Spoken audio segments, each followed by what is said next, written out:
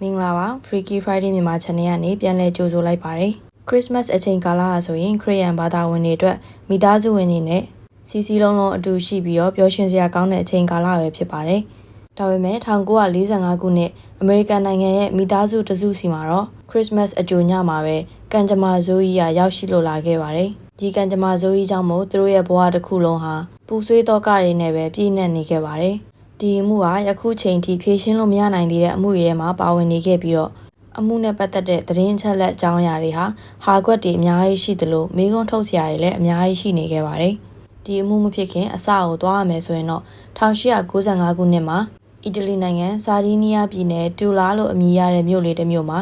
ဂျော့ချ်ဆော်ဒါဆိုတဲ့ကောင်လေးကိုမွေးဖွားခဲ့ပါတယ်။သူအသက်73နှစ်အရွယ်ရောက်တဲ့အခါမှာတော့သူ့ရဲ့အကိုနဲ့အမေရိကန်နိုင်ငံကိုနိုင်ငံရေးခိုလှုံမှုအတွက်ရောက်ရှိလို့လာခဲ့ပါတယ်။ဒါပေမဲ့အမေရိကန်နယ်စပ်ကလူဝင်မှုကြီးကြပ်ရေးကိုဖျက်ပြီးတဲ့အခါ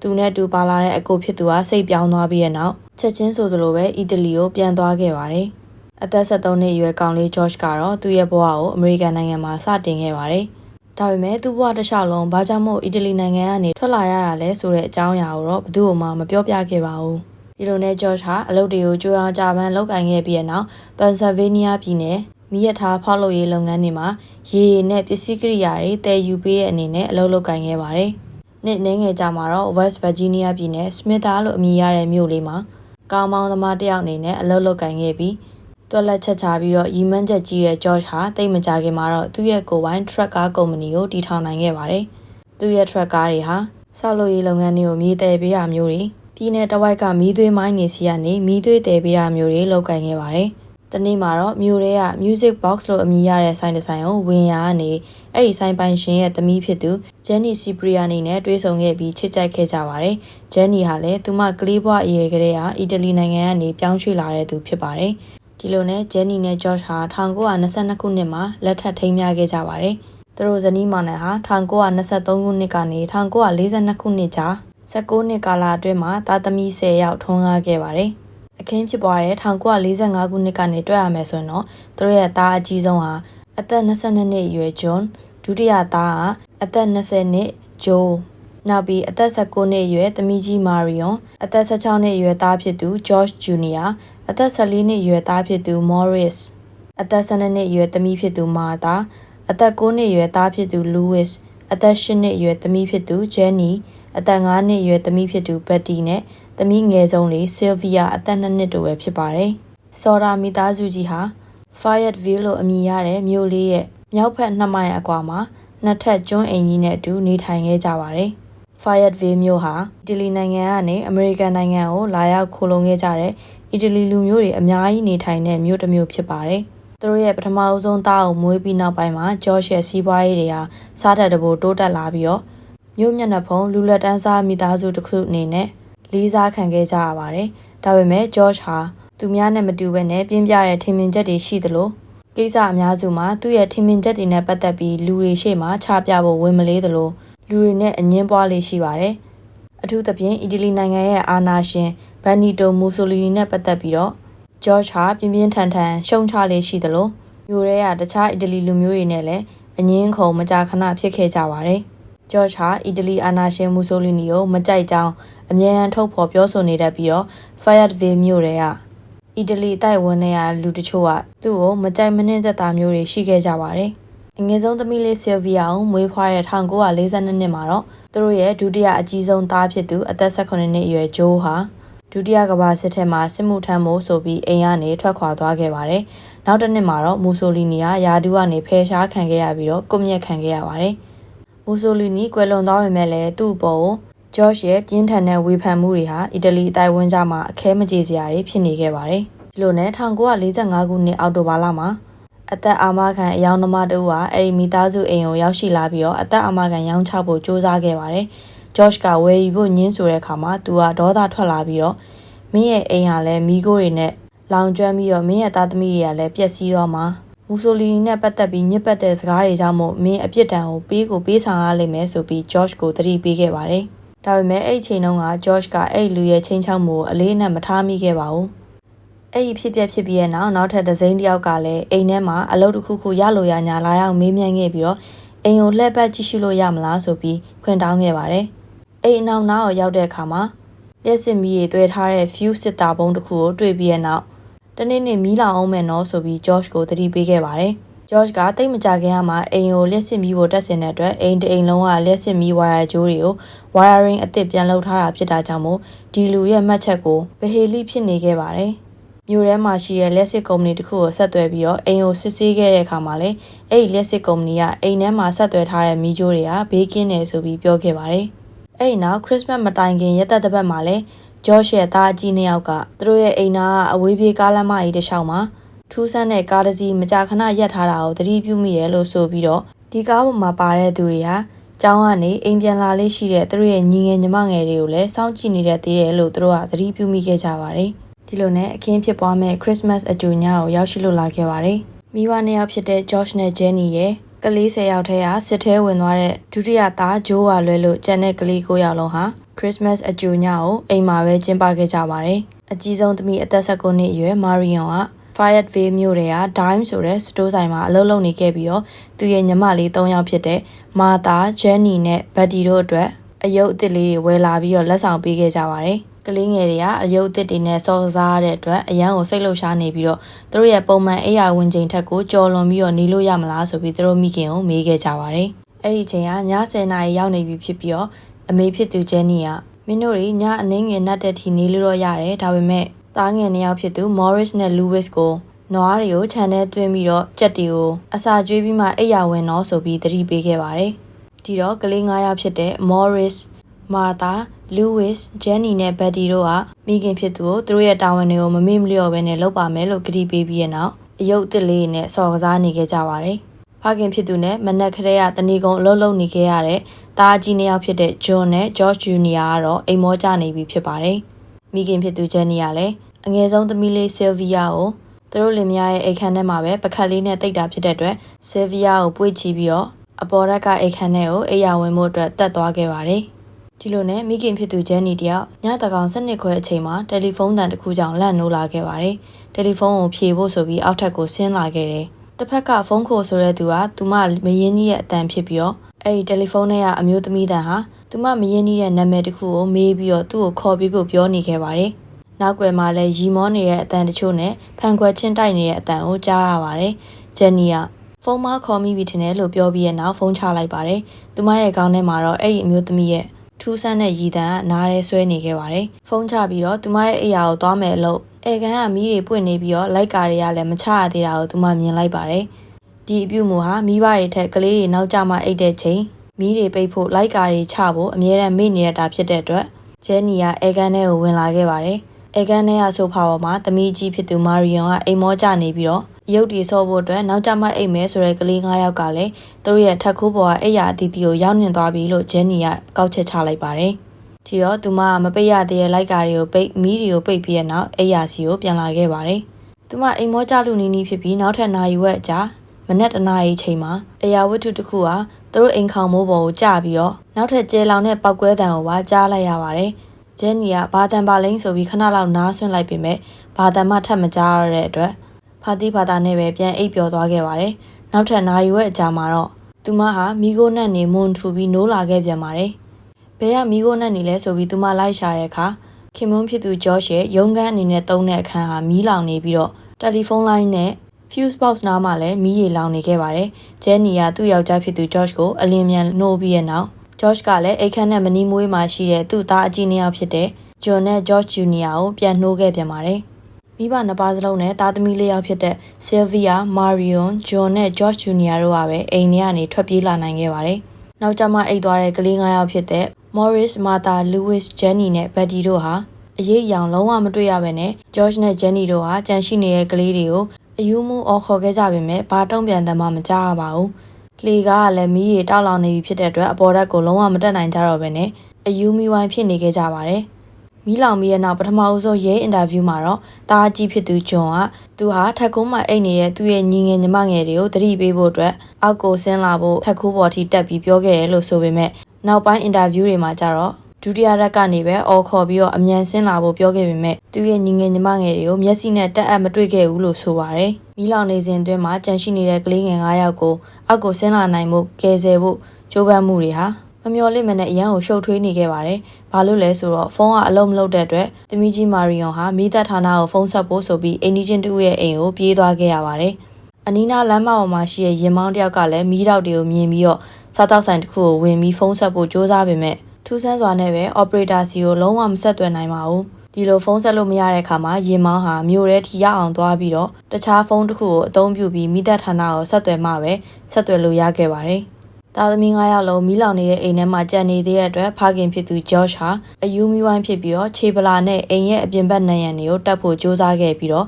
့နှစ်ထပ်အိမ်ကိုပရင်းပေါက်ကနေတစင်းပြန်ဝင်နိုင်မှုကြိုးစားခဲ့ပါတယ်။သူဟာပရင်းပေါက်ကိုချိုးဖျက်လိုက်ပေမဲ့လည်းလက်ကိုဖန်ခွဲစားတွေရှာပြီးတော့သွေးရည်တဆက်ဆက်ကျနေခဲ့ပါတယ်။အောက်ထပ်ကအခန်းတွေဖြစ်တဲ့ဧကန်ထမင်းစားကန်မီးဖို့ကြောင့်ရုံးခန်းနဲ့အပေါ်ရက်မှာရှိတဲ့သူတို့မိသားစုရဲ့အိတ်ခန်းတွေဟာမီးတွေမီးခိုးတွေနဲ့ပိတ်လောင်နေပြီးတော့ဘာမှကိုမမြင်ရဘူး။ဒီတော့အိမ်ကိုလှေကားထောင်ပြီးတက်မယ်ဆိုပြီးစူးစမ်းပေမဲ့လည်းအိမ်ဘေးနားမှာအမြဲတမ်းထောင်ထားလေးရှိတဲ့လှေကားဟာပျောက်ချင်းမလားနဲ့ပျောက်နေခဲ့ပါတယ်။ George ကမိုးရေခမ်းတဲ့စီတွေကရေတွေကိုအသုံးပြုပြီးတော့မီးငိမ့်မှုစူးစမ်းမယ်လို့တွေးလိုက်ပေမဲ့လည်းစီတွေကရေတွေဟာဒီဇင်ဘာလရဲ့အေးခဲနေတဲ့ရာသီဥတုကြောင့်မို့ရေတွေအလုံးခဲနေခဲ့ပါတယ်။အဲဒီနောက် George ဟာသူ့ရဲ့လုပ်ငန်းသုံးထရက်ကားနှစ်စီးကိုပြိုင်တူရက်ပြီးတော့အိမ်ပေါ်ကိုတက်ဖို့စူးစမ်းမယ်လို့လုပ်ခဲ့ပေမဲ့လည်းနေ့လည်ခင်းတုန်းကမှအလုပ်ကောင်းကောင်းလုပ်နေသေးတဲ့အဲဒီကားနှစ်စင်းဟာလုံးဝဆက်နိုးလို့မရနိုင်ခဲ့ပါဘူး။သူ့ရဲ့ကလေး9ယောက်ကတော့ဒီမီကိုလုံးကြီးတွေကြားမှာဘယ်နေရာကိုရောက်လို့ဘလောက်များကြောက်ရွံ့နေမလဲဆိုတာပဲသူကောင်းထဲမှာရှိပြီးတော့ပရင်းပေါက်မှန်နဲ့ချစ်မိလို့သူ့ရဲ့လက်မောင်းပေါ်ကသွေးတွေနီးရဲနေတာတွေတာသမီးတွေရဲ့နာမည်တွေကိုအော်ခေါ်ရလုံးလို့သူ့ရဲ့အာကောင်တွေနာကျင်နေတာတော့တောင်သူသတိမထားနိုင်တော့ပါဘူးဘလို့မှကဲတင်လို့မရတဲ့အဆုံးစိတ်ပြက်လက်ပြက်နဲ့အိမ်ထဲကနေအသက်ရှင်ရထွက်လာနိုင်တဲ့စော်ရာမိသားစုဝင်6ယောက်ဟာ45မိနစ်တိတိအိမ်ကြီးတစ်ခုလုံးမီးလောင်ပြကျနေတာကိုဒီတိုင်းပဲစောင့်ကြည့်နေခဲ့ရပါတယ်အိမ်ထဲကနေထွက်မလာနိုင်တဲ့ကလေး9ယောက်ကတော့မီးလောင်ပြီးတေးဆုံးသွားပြီလို့သူတို့ကယူဆခဲ့ကြပါတယ်တကယ်တမ်းတော့မိသက်ဌာနကအဲ့ဒီအိမ်နဲ့2မိုင်ခွဲလောက်ပဲဝေးပေမဲ့လည်းဒုတိယကမ္ဘာစစ်ပွဲကြောင့်မို့လူအင်အားကနည်းနေပြီးတော့မိသက်တပ်ဖွဲ့ဝင်တွေဆိုတာလည်းစနစ်တကျဖွဲ့စည်းထားတာမျိုးတွေ training ကောင်းကောင်းပေးထားတာမျိုးတွေမရှိဘဲနဲ့ volunteer လုပ်ပြီးတော့အကူမိသက်တပ်ဖွဲ့အနေနဲ့ပဲဖွဲ့စည်းထားတာဖြစ်ပါတယ်။နောက်ပြီးအဲ့ဒီအချိန်တုန်းကမိသက်သမားတွေဆိုတာတစုတစည်းတွေခေါ်ယူလို့ရတာမဟုတ်ဘဲနဲ့မိသက်သမားတယောက်ကိုဆက်သွယ်ပြီးအဲ့ဒီမိသက်သမားကနောက်ထပ်မိသက်သမားတယောက်ကိုဆက်သွယ်ရတာမျိုးဖြစ်ပါတယ်။ဒီမိသက်တပ်ဖွဲ့ရဲ့ခေါင်းဆောင်က Morris လို့အမည်ရတဲ့သူဖြစ်ပြီးတော့မိသက်သမားတွေတယောက်နဲ့တယောက်ဆင့်ခေါ်နေရလို့ကြားတာတကြောင်နောက်ပြီးသူကမိသက်ကားကိုမမောင်းနိုင်တာကြောင့်မို့မိသက်ကားမောင်းနိုင်တဲ့သူလာတဲ့အထိစောင့်နေရတာဖြစ်တဲ့တကြောင်အရန်ကိုကြံ့ကြာနေခဲ့ပါတယ်ဒီလိုနဲ့မိသက်သမားတွေဟာစော်ရာမိသားစုအိမ်ကိုမနက်၈နာရီမှပဲရောက်ရှိလာခဲ့ကြပါတယ်မိသက်သမားတွေထဲမှာဂျဲနီရဲ့အကိုလည်းပါဝင်ခဲ့ပြီးတော့သူတို့တွေအားလုံးဟာဆိုရာမိသားစုရဲ့မီးလောင်ပြကြနေတဲ့အိမ်ကိုဘာမှလုပ်နိုင်တာမရှိဘဲနဲ့ပြာတွေတဲကိုပဲမှွေနောက်ပြီးရှာနေခဲ့ကြပါတယ်။ဒါပေမဲ့အဲ့ဒီပြာပုံတွေထဲမှာကလေး9ယောက်ရဲ့အယိုးတွေကိုလုံးဝမတွေ့ခဲ့ကြပါဘူး။မိသက်သမားကောင်ဆောင် Morris ကတော့မီးတောက်ကကြီးလဲကြီးပြီးတော့အရန်ကိုပူလောင်တာကြောင့်မို့ကလေးတွေရဲ့အယိုးတွေဟာမီးတကြိုလိုဖြစ်ပြီးတော့လုံးဝပြာကျသွားတာလည်းဖြစ်နိုင်တယ်ဆိုပြီးပြောခဲ့ပါတယ်။မိသက်ရရှိကောင်ဆောင် Morris က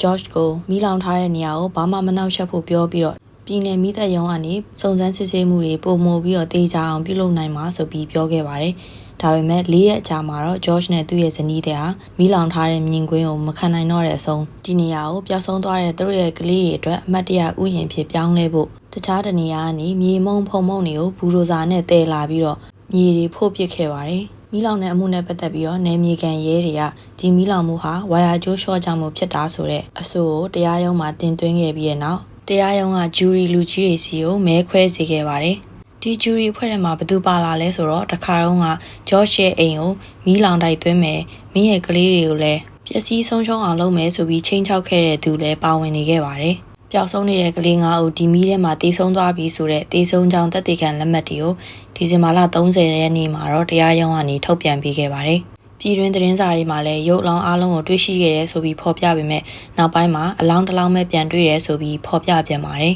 ။သတင်းတွေကရေးရအတိအကျမရှိဘဲနဲ့သက်သေထောက်ထားမရှိဘဲနဲ့တင်ပြနေခဲ့ကြပါတယ်။1946ခုနှစ်ဇန်နဝါရီလ2ရက်နေ့မှာတော့ကလေး9ယောက်အတွက်ဇာပနာကိုပြုလုပ်ခဲ့ပေမဲ့လည်း George နဲ့ Jenny တို့ကအရန်ဝမ်းနဲ့နေရကြောင်းမို့ဇာပနာကိုတောင်မတက်ရောက်နိုင်ခဲ့ပေမဲ့သူတို့ရဲ့အသက်ရှင်ကျန်ရတဲ့သားသမီးတွေကတော့ဇာပနာကိုတက်ရောက်ခဲ့ကြပါတယ်။ဒီလိုနဲ့တိတ်မကြခင်မှာပဲဆိုရာမိသားစုဝင်တွေကသူတို့ရဲ့ကြန့်ရှိနေတဲ့ဘဝတွေကိုပြန်လည်တိဆောက်ကြရင်နဲ့မီးလောင်တဲ့ညဖြစ်ပျက်ခဲ့တဲ့အဖြစ်အပျက်တွေကိုမေးခွန်းထုတ်လာကြပါတော့တယ်။နယ်မြေခံရဲတွေအဆိုတင်သွင်းတယ်လို့မျိုးဝါယာရှော့ဖြစ်ပြီးတော့မီးစလောင်တာဆိုရင် အိမ်တအိမ်လုံးကလျှက်စစ်မီးပြတ်တောက်သွားမှာဖြစ်ပေမဲ့မီးလောင်နေတဲ့အချိန်တွင်းမှာသူတို့မိသားစုရဲ့အေကန်ထဲမှာရှိတဲ့ခရစ်စမတ်သစ်ပင်မီးတွေဟာမပြတ်တောက်သွားဘဲနဲ့ထိန်ထိန်လင်းနေခဲ့ကြပါတယ်။အဲ့ဒါဘာကြောင့်လဲဆိုတာသူတို့မေးခွန်းထုတ်နေကြပါတယ်။နောက်ပြီးမီးလောင်တဲ့ညကအိမ်ဘေးနားမှာအမြဲထောင်ထားလေးရှိတဲ့လေကားဟာပျောက်ဆုံးနေပြီးတော့အဲ့ဒီလေကားကိုအိမ်နဲ့85ပေအကွာမှာရှာဖွေတွေ့ရှိခဲ့ကြပါတယ်။ဒီလေကားကိုဘယ်သူရွှေ့ရလဲဆိုတဲ့အကြောင်းအရာဟာမေးခွန်းထုတ်စရာနောက်တစ်ခုဖြစ်နေခဲ့ပြန်ပါတယ်။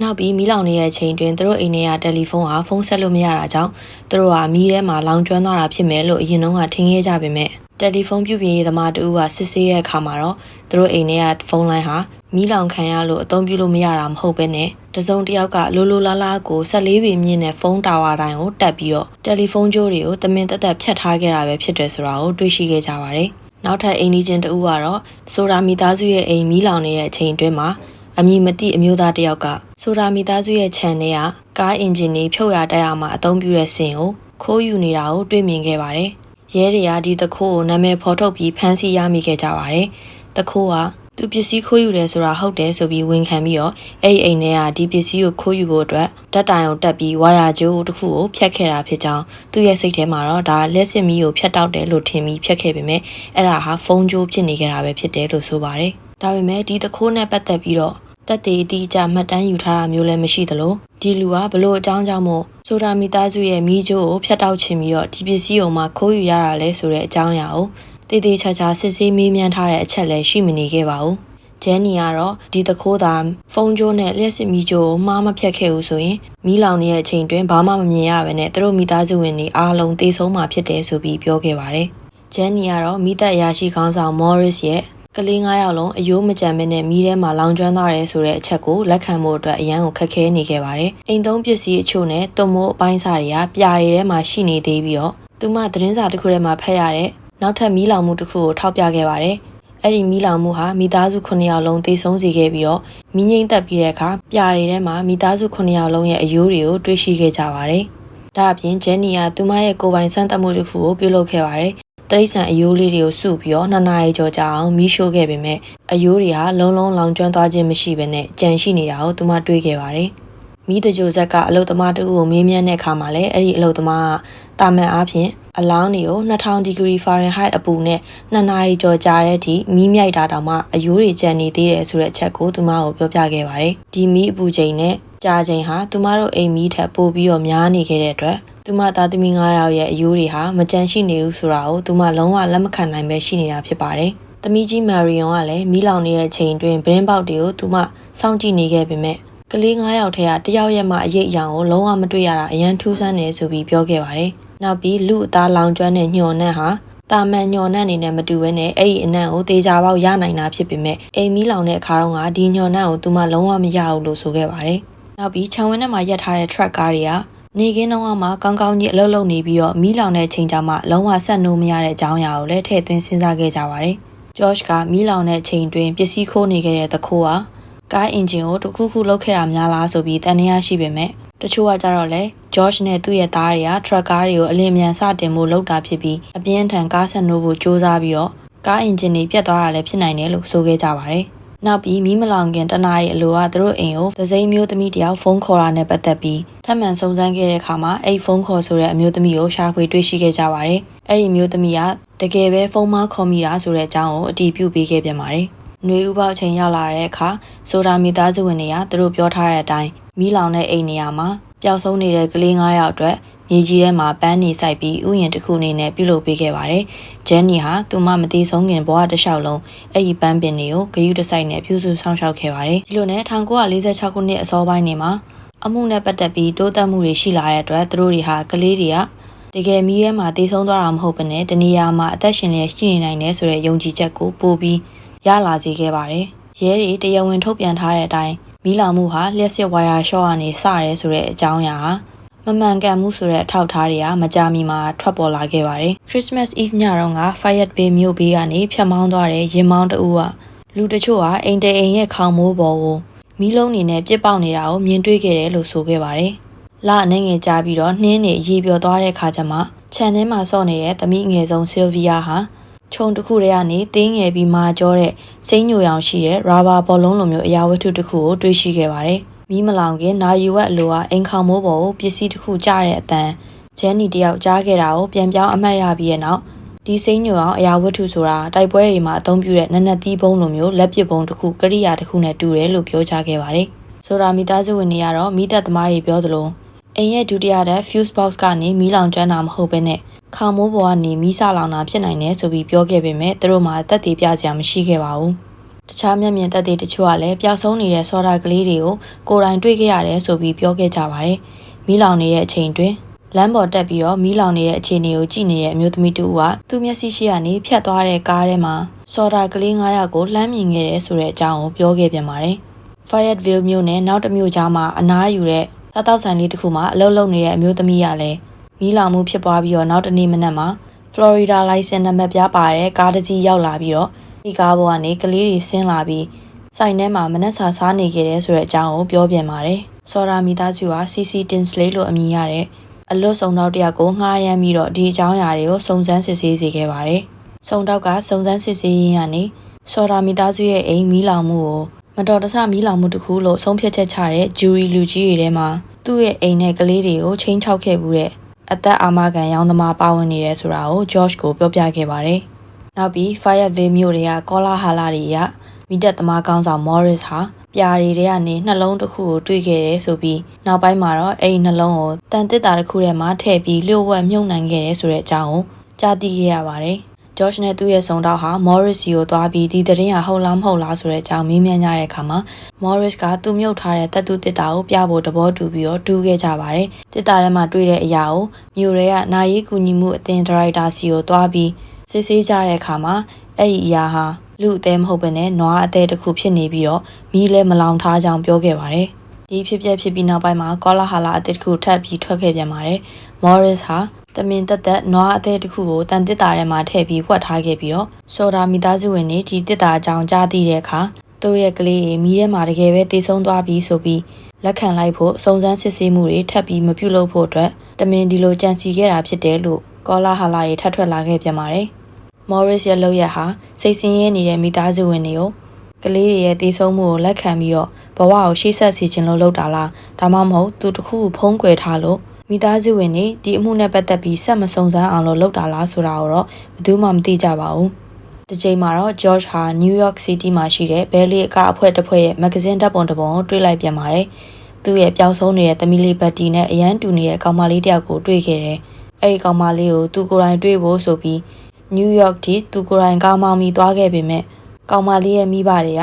George ကိုစကားပြောဖို့ရောသူ့သမီးနဲ့ပေးတွေ့ဖို့ရောညှင်းဆိုခဲ့ပါတယ်။ George ဟာသူ့ရဲ့ကလေးတွေပြန်ပေးဆွဲခံရတယ်ဆိုတဲ့အရာကိုစုံစမ်းပေးဖို့အတွက် FBI ကိုစ조사ဆက်သွယ်ခဲ့ပြန်ပါတယ်။ FBI ရဲ့ Director J. Edgar Hoover က George ရဲ့တောင်းဆိုစာကိုကျွန်တော်ကဒီအမှုကိုလိုက်ပေးချင်ပေမဲ့လည်းသက်ဆိုင်ရာဒေတာကအမှုဖြစ်တာကြောင့်မို့ FBI အနေနဲ့ဒေတာရဲတွေကိုကြော်လွန်ပြီးတော့စုံစမ်းစစ်ဆေးပိုင်ခွင့်မရှိဘူးဆိုပြီးအကြောင်းပြန်ပေးခဲ့ပါတယ်။တကယ်လို့ Fayetteville မြို့ရဲ့ဒေတာအာဏာပိုင်တွေက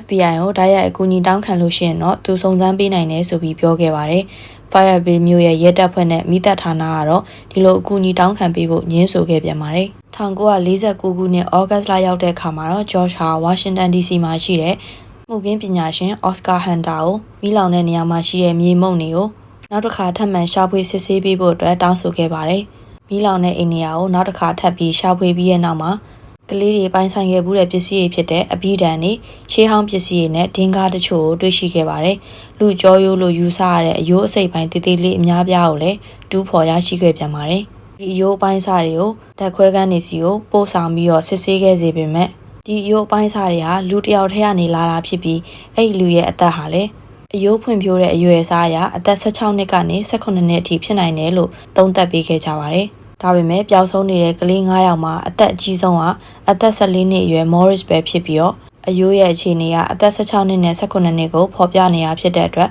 ်သူလည်းမဖြစ်နိုင်ဘူးဆိုပြီးပြောခဲ့ပြန်ပါတယ်။နောက်ပြီးအယိုးဟာလည်းမီးနွယ်ထိတွေ့ထားတဲ့လက္ခဏာကိုမပြနေပါဘူး။ဒါပေမဲ့ဒီအယိုးတွေကဘာကြောင့်မီးလောင်တဲ့နေရာမှာရှိနေခဲ့ရလဲဆိုတာကိုအထူးတဆန်းဖြစ်နေခဲ့ကြပြန်ပါတယ်။ပြည်နိုင်ကြီးတချို့ကတော့ကလေးတွေအတွက်ဥယျာဉ်ပြုလုပ်ဖို့ဆိုပြီး George ဟာတခြားတနေရာကနေမြေမုံတွေတဲလာရာကနေတင်းချိုင်းတစ်ခုတည်းကမြေကိုတဲလာမိပြီးတော့ဒီအယိုးတွေပါလာတာပဲဖြစ်နိုင်တယ်ဆိုပြီးပြောခဲ့ကြပါတယ်။1950ခုနှစ်မှာတော့မဆုံးမနစ်စ조사ကြတဲ့ဆိုရာမီသားစုဝင်တွေကြောင့်မို့အမှုဟာ တဖန်ပြန်လဲအာယုံစိုက်ခံရပြီးတော့စစ်ဆေးမှုနှစ်ကြိမ်တိုင်ပြုလုပ်ခဲ့ကြပါတယ်။ဒါပေမဲ့လည်းနောက်ပိုင်းမှာတော့ဒီအမှုဟာမျှော်လင့်ချက်မရှိဘူးဆိုပြီးပြည်내အဆင့်မှာပဲပိတ်သိမ်းခဲ့ပါတယ်။ FBI ကလည်းပြန်ပေးဆွဲမှုဖြစ်နိုင်တယ်ဆိုပြီး2နှစ်ကြာဒီအမှုကိုစစ်ဆေးခဲ့ပေမဲ့ဘလို့မှအရာမရောက်နိုင်မဲ့နဲ့2နှစ်ကြာတဲ့အခါမှာအမှုကိုရုပ်သိမ်းခဲ့ပြန်ပါတယ်။တာဝန်ရှိသူတွေကအမှုကိုဆက်မစုံစမ်းကြတော့ပေမဲ့ဆိုတာမိသားစုဝင်တွေကတော့မျှော်လင့်ချက်ကိုလုံးဝလက်မလွတ်ခဲ့ပါဘူး။ကလေးတွေရဲ့ပုံတွေကိုလက်ကမ်းစာဆောင်တွေရိုက်နှိပ်ပြီးတော့ကလေး9ယောက်ထဲက1ယောက်ရဲ့သတင်းချက်လက်ကိုပေးနိုင်ရင်တောင်မှဒေါ်လာ9000စုချင်းငွေပေးအပ်မယ်ဆိုပြီးပြောခဲ့ပါတယ်။1952ခုနှစ်မှာတော့သူတို့ရဲ့အိမ်နဲ့မနီးမွေးမှာရှိတဲ့ကြော်ညာဆိုင်ဘုတ်တစ်ခုမှာပါကလေးတွေရဲ့ပုံနဲ့စုချင်းငွေပေးအပ်မဲ့အကြောင်းအရာတွေကိုဆိုင်ဘုတ်ထောင်ပြီးကြီးညာခဲ့ကြပါတယ်။မိသားစုဝင်တွေရဲ့စ조사အားထုတ်မှုကြောင့်မို့တခြားသတင်းတွေလည်းထွက်ပေါ်လာခဲ့ပြန်ပါတယ်။ Fayetteville မြို့ရဲ့ဘေးချင်းကပ်ရဲ့မြို့ဖြစ်တဲ့ Charleston မြို့ကဟိုတယ်တစ်ခုမှာအလုပ်လုပ်နေတဲ့အီဒါဆိုတဲ့အမျိုးသမီးဟာမီးလောင်ပြီးတော့တပတ်ကြာမှာကလေးတွေကိုမြင်တွေ့ခဲ့တယ်လို့ဆိုပါတယ်။သူမကရက်တီကြတော့မမှတ်မိတော့ဘူး။ကလေးတွေကညတကောင်အချိန်လောက်မှာအမျိုးသား2ဦးအမျိုးသမီး2ဦးနဲ့အတူဟိုတယ်ထဲကိုဝင်လာပြီးတော့အားလုံးကအီတလီရုပ်တွေလို့ဆိုပါတယ်။သူမကကလေးနဲ့စကားပြောဖို့ကြိုးစားတဲ့အခါမှာယောက်ျားတစ်ယောက်ကသူမကိုရန်လိုတဲ့ပုံစံနဲ့ကြည့်ပြီးတော့ကလေးတွေဘက်ကိုလှည့်ပြီးအီတလီလိုမြန်ပြောလိုက်ပြီးချက်ချင်းဆိုသလိုပဲအဲ့ဒီတစ်ဖွဲ့လုံးကသူမကိုစကားလုံးဝမပြောကြတော့ဘူးလို့ဆိုပါတယ်။နောက်တနေ့မနက်စောစောမှာဟိုတယ်ကနေထွက်သွားတာကိုသူမသတိရတယ်လို့ဆိုတယ်။ဒါပေမဲ့စုံစမ်းစစ်ဆေးရတဲ့သူတွေကတော့ဒီအမျိုးသမီးကမီးလောင်ပြီး2နှစ်အကြာမှကလေးတွေရဲ့ပုံကိုပထမအဆုံးမြင်တွေ့ဘူးတာဖြစ်တဲ့အတွက်သူမရဲ့ဇလန်းကိုယုံကြည်လောက်ဖွယ်ရမရှိဘူးလို့ဆိုပါတယ်။တနာစရာကောင်းလာတဲ့ဖခင်ဂျော့ချ်ကတော့တနေရရာကနေသတင်းအသစ်တစ်ခုထွက်ပြီးဆိုတာနဲ့သူကိုယ်တိုင်ကားမောင်းပြီးတော့မှန်များမှန်လိမ့်မလားဆိုတဲ့ယုံကြည်ချက်လေးနဲ့အဲ့ဒီသတင်းတွေနောက်ကိုသူကိုယ်တိုင်လိုက်လေ့ရှိပါတယ်။ Missouri ပြည်နယ် St. Louis မြို့ကအမျိုးသမီးတူကလည်းမာတာကိုအဲ့ဒီနေရာမှာရှိတဲ့ခရစ်ယာန်သီလရှင်ကျောင်းတစ်ခုမှာ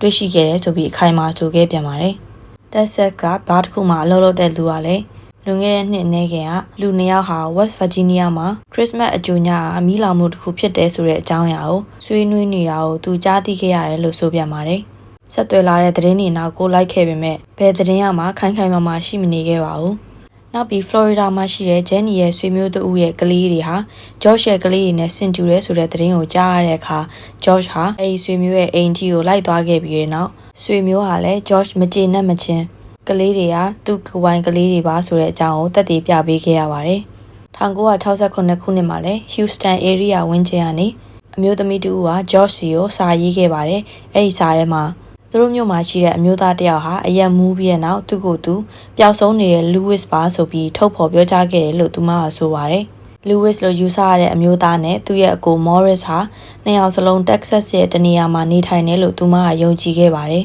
။ George နဲ့သူ့ရဲ့သမက်ဟာသူမရဲ့အိမ်ကိုလိုက်သွားဖို့ကြိုးစားပေမဲ့လည်းရှာမတွေ့ခဲ့ပဲနဲ့ရဲတပ်ဖွဲ့ကလည်းစာထဲမှာပါတဲ့လူ2ယောက်ဆိုတာကိုကူညီပြီးတော့ရှာဖွေပေးခဲ့ပါတယ်။အဲ့ဒီလူ2ယောက်ကိုတွေ့ရှိခဲ့ပေမဲ့လည်းသူတို့တွေက George ရဲ့ပျောက်ဆုံးနေတဲ့သား2ယောက်မဟုတ်ပါဘူးဆိုပြီးညင်းခဲ့ပါတယ်။သမက်ဖြစ်သူရဲ့ပြောကြားချက်အရဒီမျိုးသား2ယောက်နဲ့ပတ်သက်တဲ့အကြောင်းအရာတွေဟာ George သေဆုံးတဲ့အချိန်ထိသူ့ရဲ့စိတ်ထဲမှာတန်တရားတွေနဲ့ဆွဲမြဲနေခဲ့တယ်လို့ဆိုပါတယ်။ George ကဒီကောင်လေး2ယောက်ဟာသူ့ရဲ့သားတွေဖြစ်နိုင်ပြီးတော့တစုံတစ်ယောက်ကအကြက်ကင်လို့များဒါမှမဟုတ်သူတို့မိသားစုကိုဒုက္ခမပေးခြင်းလို့သူတို့ဟာသားမဟုတ်ပါဘူးဆိုပြီးညှင်းဆိုခဲ့တာများလားဆိုပြီးတန်တရားတွေရှိနေခဲ့ပါတယ်။အဲ့ဒီနှစ်ထဲမှာပဲနောက်ထပ်စာတစ်စောင်ကိုရရှိခဲ့ပြန်ပါသေးတယ်။ဒီနေ့မှာ Jenny ကကန်တက်ကီအလဲပိုင်းမြို့တနေရာကနေသူမစီကိုလိပ်မူတက်ထားတဲ့စာတစ်စောင်ကိုတွေ့ခဲ့ပါတယ်။စာထဲမှာအသက်30ဝန်းကျင်လူငယ်တဦးရဲ့ပုံလဲပါဝင်ခဲ့ပြီးတော့အဲ့ဒီလူငယ်ရဲ့ရုပ်ဟာ Louis နဲ့အရန်ကိုဆင်တူနေခဲ့ပါတယ်။ Louis တယောက်အသက်များရှင်ခဲ့ပြီးတော့အသက်30အထိသာအသက်ရှင်နေခဲ့မယ်ဆိုရင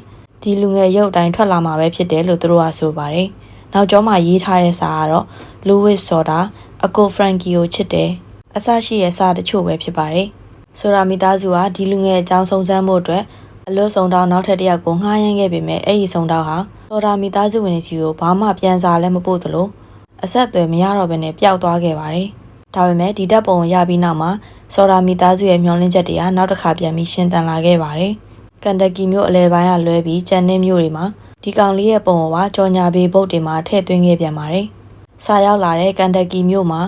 ကြော်ညာထောင်မယ်ဆိုရင်ဒီကောင်လေးပုံကိုအန်နီရဲ့တစ်ခုအများကြအောင်မလားဆိုပြီးစိုးရိမ်စိတ်နဲ့အိမ်မျိုးမှာမထောင်ခဲ့တာပဲဖြစ်ပါတယ်။ George ရဲ့ magazine interview တစ်ခုမှာတော့တခါတလေမှညဘက်တွေအိပ်ရတာတိတ်ကိုခက်ခဲတယ်။သူတို့အကြောင်းသိချင်ုံနဲ့တင်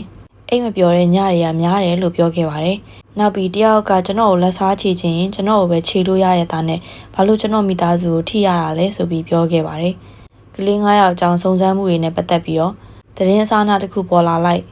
လမ်းဆုံးသွားလိုက်နဲ့သတင်းအစအနတိုင်းဟာနိုင်ရန်ကြီးတစ်ခုကိုဝင်တိုက်နေတယ်လို့ပဲရှေ့ဆက်မသွားနိုင်ဘူးဆိုပြီးစိတ်ပြက်လက်ပြက်ပြောခဲ့ပါတယ်။ပျောက်ဆုံးနေတဲ့သူကလေးလေးတွေအတွက်ဆက်လက်စုံစမ်းမှုသူကတိပြုခဲ့ပေမဲ့လည်းငါတို့အတွက်အချိန်တွေတဖြည်းဖြည်းနည်းလာပြီဆိုပြီးပြောခဲ့ပါတယ်။ဒါပေမဲ့ကလေးတွေဘာဖြစ်သွားသလဲဆိုတာလေးသိချင်အောင်လေးပါသူတို့မီးထဲမှာတည်သွားတယ်ဆိုရင်လည်းခိုင်မာတဲ့တက်တွေထောက်ထားတစ်ခုငါတို့ယုံကြည်လောက်တဲ့တက်တွေထောက်ထားတစ်ခုရချင်တယ်ဒါမှမဟုတ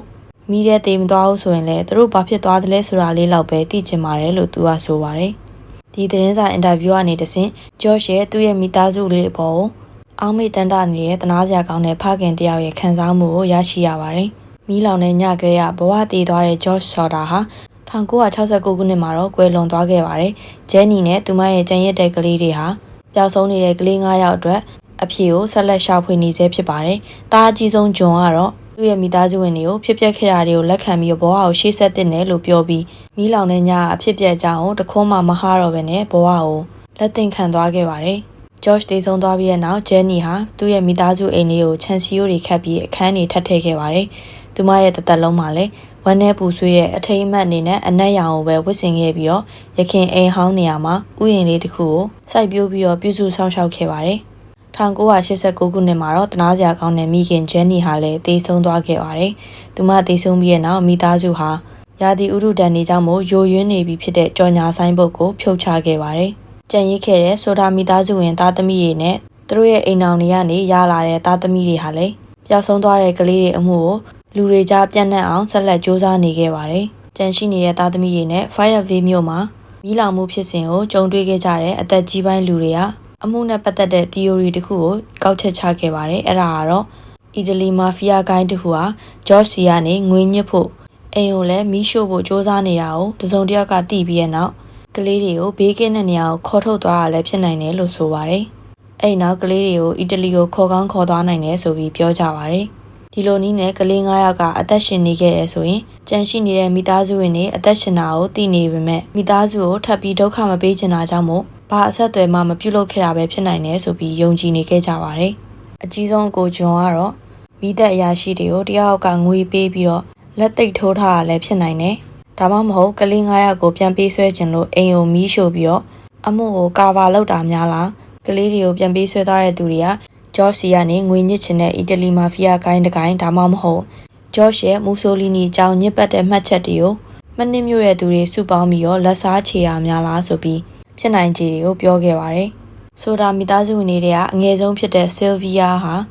2021ခုနှစ်မှာတော့ဆုံးပါသွားခဲ့ပါတယ်။သူမရဲ့ငယ်ဘဝကအစောဆုံး memory ဟာမီးလောင်တဲ့ညကနေစခဲ့တာဖြစ်ပြီးတော့သူမနဲ့ဖခင်ဂျော့ချ်တို့ဟာမကြာခဏဆိုသလိုနောက်ကျမှအိပ်ပျော်ကြပြီးဒီကလေး9ယောက်ဘာများဖြစ်သွားနိုင်တယ်လဲမသိဘူးနော်ဆိုပြီးအတူတကွပူဆွေးဝမ်းနေခဲ့ကြဘူးတာကိုသူမမှတ်မိရဲ့လို့ဆိုပါတယ်။သူမတေဆုံးတဲ့ချိန်ထိမောင်နှမတွေအသက်ရှင်ရရှိနေသေးတယ်လို့ယုံကြည်နေခဲ့ပြီးတော့သူမရဲ့သမီးဖြစ်သူကိုအမှုနဲ့ပတ်သက်ပြီးတော့လက်မလျှော့လိုက်နဲ့တော့တတ်နိုင်သမျှလုပ်ပေးပါအောင်ဆိုပြီးဂတိတောင်းသွားခဲ့ပါတယ်။21ရာစုနှစ်ရောက်လာတဲ့အခါမှာစောဒာမိသားစုဝင်တွေရဲ့မြေမြစ်တွေဟာအမှုနဲ့ပတ်သက်ပြီးတော့ website တွေမှာပါဖော်ပြပြီးဆက်လက်ကြိုးပမ်းအားထုတ်ခဲ့ပါတယ်။2000ပြည့်နှစ်နောက်ပိုင်းသုံးသက်တဲ့သူတွေရဲ့သဘောအရတော့ကလေးတွေကမီးလောင်ပြီးတေဆုံးသွားတာဖြစ်နိုင်တယ်လို့မှတ်ချက်ပြုကြပါတယ်။မီးက1နာရီ2နာရီလောက်ပဲလောင်တာဆိုပေမဲ့မိသက်သမားတွေကမနက်8နာရီမှရောက်လာတာဖြစ်တဲ့အတွက်အတွင်းထဲမှာတငွေ့ငွေ့ကျွမ်းတယ်လို့ဖြစ်ပြီးအယိုးတွေပါပြာဖြစ်သွားတာဖြစ်နိုင်တယ်လို့ဆိုကြပါတယ်။နောက်ပြီးမိသက်သမားတွေရောက်လာတဲ့အခါမှာလည်းအချိန်2နာရီလောက်ပဲအသုံးပြုပြီးမီးလောင်ပြင်ကိုရှာဖွေခဲ့ကြတာဖြစ်ပြီးတော့အချိန်2နာရီဆိုတာဘာမှမလုံလောက်ဘူးဆိုတဲ့အကြောင်းမိသက်သမားတွေဟာလည်းဘာကိုရှာလို့ရှာမှန်းတောင်သိမှာမဟုတ်ဘူးဆိုတဲ့အကြောင်းပြောခဲ့ပါတယ်။ဒါပေမဲ့ဒီအမှုနဲ့ပတ်သက်ပြီးတော့အရာအလုံးဟာကွက်တွေအများကြီးကောလာဟာလာတွေအများကြီးနဲ့ထူးဆန်းမှုတစ်ခုခုရှိနေတယ်ဆိုတာတော့လူတိုင်းဝန်ခံကြပါတယ်။နားဆင်နေတဲ့ပရိသတ်ကြီးရောဒီဆိုတာမိသားစုဝင်ကလေး9ယောက်ဟာဘလို့ကန်ကြမာနဲ့သွေးဆုံသွားရလဲဆိုတဲ့အကြောင်းအရာကိုဆွေးနွေးပေးသွားပါအောင်နော်။ Freaky Friday မြန်မာ channel ကိုနားဆင်ပေးရတဲ့အတွက်ကျေးဇူးထူးတင်ရှိပါတယ်။နောက်ထပ်အမှုအသစ်တွေနဲ့ပြန်လာခဲ့ပါမယ်။ See you next week ပါ။